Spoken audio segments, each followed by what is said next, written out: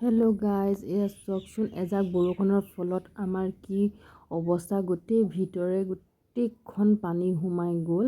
আৰু এনেকৈ যদি আৰু এজাক তেনেকৈ বৰষুণ দিবলৈ হয় নহয়, তাৰপিছত কি অৱস্থা হ'ব তাৰ ঠিকনা নাই। টেক্সিআলিৰ এয়া চাওক, গোটেইখন পানী।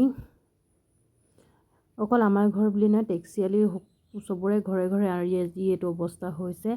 মেইন কথা হ'ল মানুহে ড্ৰেইনবোৰ মুকলি কৰি নিদিয়ে, ড্ৰেইন খানি নিদিয়ে ইয়াত। তাৰ ফলত আজি এইটো সন্মুখীন হ'বলগীয়া হৈছে।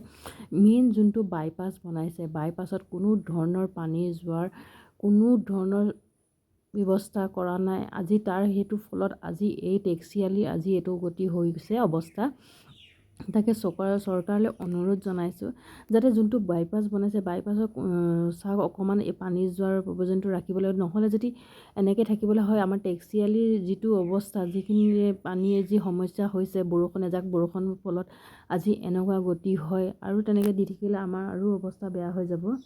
এয়া চাওক, অকল মই ওলাই যাব পৰা নাই কাৰণে আমাৰ ঘৰটো দেখুৱাইছোঁ। ইয়াত অকল আমাৰ ঘৰ বুলি নহয়, চবৰে হৈছে এইটো অৱস্থা। টেক্সিআলি মেইন মানুহে ড্ৰেইনবোৰ মুকলি কৰি দিয়া নাই। এয়া চাওক।